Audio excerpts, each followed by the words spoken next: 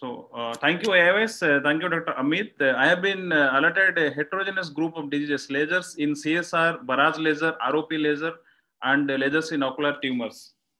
No financial interest. Coming to first, the lasers in CSR. CSR is fairly a common disease diagnosed in our retina clinics. Can you see the annotation here, Dr. Amit? Can you see the annotation? Yes, sir. Yes, sir. Okay, thank you. So the proposed pathophysiology is some form of RP lesion which causes the accumulation of fluid in the sub-RP or subretinal area. Okay. So the indications of laser in CSR traditionally known as non-resolution of the SRF in 3 to 4 months, recurrent CSR, fellow eye CSR, chronic CSR with DRP, diffuse retinal pigment epitheliopathy, or the occupational or professional needs of the patient.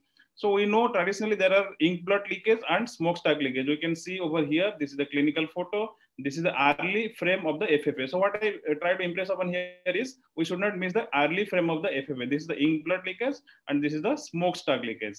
So coming to the current laser machines available for focal laser, we have double frequency Nd:YAG laser 532, we have subthreshold micropulse 577 and subthreshold micropulse diode 810 nanometer.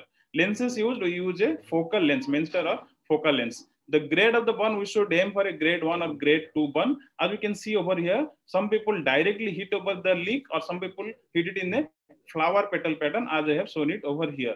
So we should aim for a grade 1 to 2 burn. Coming to a clinical example, this here we can see this is a bilateral CSR case. Here we can see the leakage is there and some form of window defects are also there. In the upper panel, we can see the pre-laser OCT where you can see the SRF and the PED is also there. And after 3 months of the focal laser, we can see nicely there is resolution of the lesions.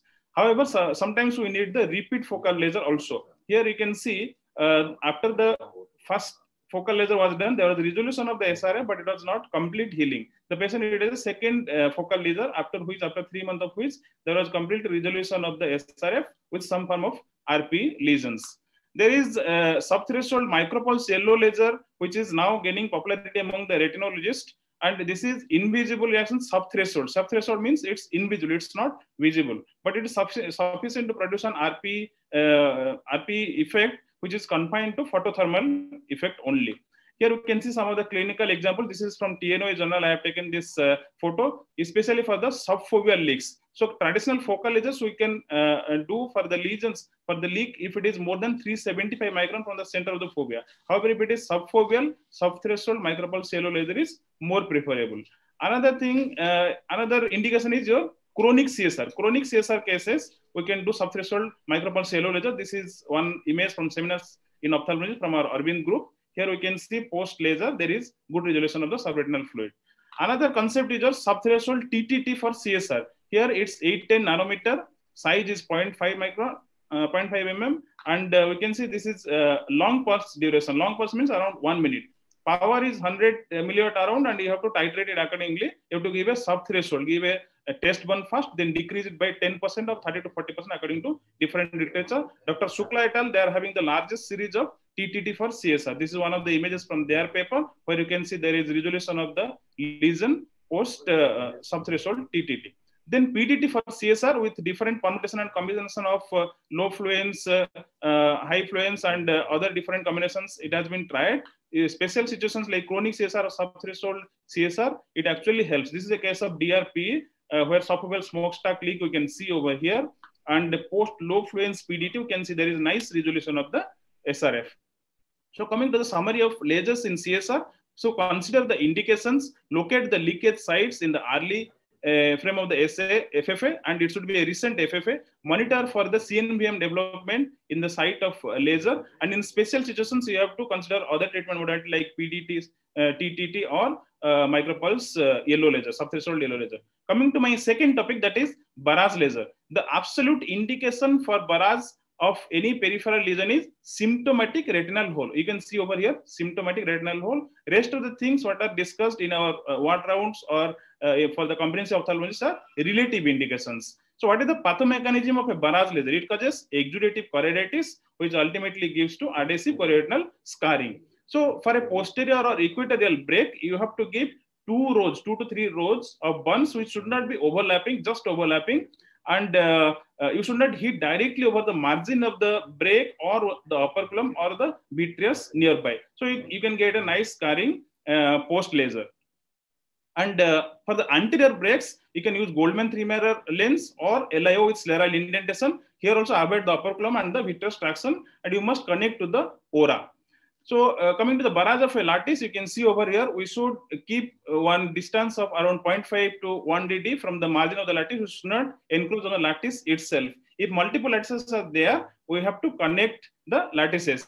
However, some cautions should be followed. For example, like this case, we should not do a grade 4 burn. We should not hit directly on the lattice, and we should not give very much overlapping burns. We should be cautious about that. While doing a barrage with a peripheral RD, you can see over here, there is the extension of the SRF is there. Here is the break, you can see over here. However, we should not do the barrage only. We should take care of the macula as well. Here you can see the surgeon, he has taken care of the barrage, taken care of the break, but forgot to look at the macula. So we should not do that. There is something called anchoring barrage, especially in cases of PDR or where you can get a traction. The traction can be associated with subretinal fluid. There also you should give the barrage to the attached retina, preferably 1 to 2 dd away from the margin. However, because macula was very much nearby, so we have probably 2 dd is not exactly followed over here. Special suggestions like doing barrage before LASIK, aggressive laser versus conventional laser. There are two schools of thought. Like some people tell that we should follow our regular indications. Some people tell that we should go for aggressive laser. We should follow whatever is practiced in our center, in the respective center where we are trained. Coming to trauma, sometimes you get dialysis. There also to do buccal versus barrage. Break plus or minus vitreous hemorrhage, we should go for barrage or surgery. That should be customized.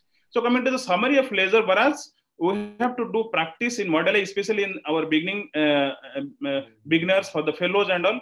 Pre-laser workup definitely helps, and we should check for the pattern, grade of the burn, and continuity of the burn, and documentation follow-up really helps. Doing laser in ROP is zone 1 any stage with plus, zone 1 stage 3 without plus, zone 2 stage 2 or 3 with plus, and aggressive posterior ROP. So friends, informed consent form is a must because so many MLC medical legal cases are coming, and topical anesthesia is sufficient to do barrage for ROP. Support staff, a good neonatologist clearance, GA standby, general anesthesia standby is needed, and a good assistant actually helps us. So what are the laser machines by which we can deliver? Diode 810 nanometer and Nd:YAG 532 green laser we can do. Here we can see over here, this is the diode machine and this is the Nd:YAG 532 machine. So this is one of the clinical examples. Zone 1 stage 2 to 3, flat NB and plus digits both the. You can see over here, the plus digits is there, the tortuous vessel, so you can see over here. And here we can see the NB and flat NB. These are the flat NB. So after the laser was done, we can see nicely there is regression of the tortuosity of the vessels. The NB, flat NB is regressing. And please mark over here, the laser masks are encroaching directly up to the retina, the avascular and vascular junction of the retina. So this is the post-laser photo. So we should do the follow-up. It's not one-time business. You do one time and just get rid of the disease, because sometimes the skip areas will be there which will need additional treatment. And especially they should be, the baby should be undergoing a refraction because there is risk of amblyopia always. So coming to the summary of ROP laser, early screening, close follow-up, and never miss any plus, pre-plus, AP-ROP or zone 1 or 2 ROP. And treat such eyes vigorously for the full avascular retina ablation. Coming to the last topic, that is lasers in ocular tumors, we can cover under the headings like retinoblastoma, choroidal hemangioma, choroidal melanoma, and retinal angiomatosis lesions. Lasers in retinoblastoma.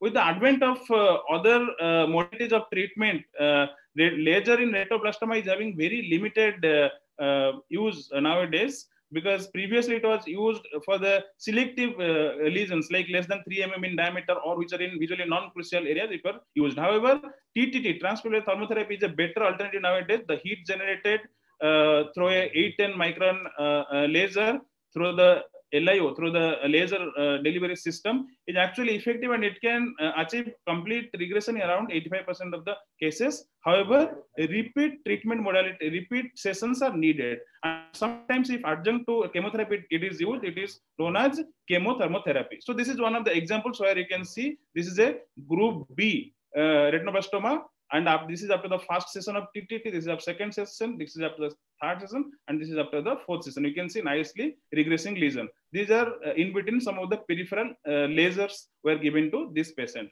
Coming to circumscribed choroidal hemangioma, you can see over here there is central circumscribed hemangioma. Nothing difficult to diagnose it from B-scan and OCT. Here TTT, unlike the subthreshold in CSR, here we can do the threshold or supra-threshold TTT. Here the spot size will be 3, unlike 0.5 in CSR, and power should be little higher, and long pulse duration is needed. Coming to malignant melanoma of choroid, we can see over here there is very limited role of laser per se for choroid, because we have other treatment modality like plaque brachytherapy, which is eye sparing, or sometimes enucleation will be needed. Coming to angiomatosis retinae, that is the last subtopic. It's not difficult to diagnose. However, sometimes if you consider on the posterior pole, you may miss the peripheral lesion. So sometimes FFA also helps. As you can see in this lesion, arteries and veins communicating with the lesion, you can see nicely. So here the patient cryo was done, and the laser bunch you can see post surrounding the laser over here. So surrounding the lesions. Summary of the laser of the retinal tumors, less commonly used nowadays, especially useful in angiomatosis retinae and choroidal hemangioma. So thank you, Dr. Amit. This was from me.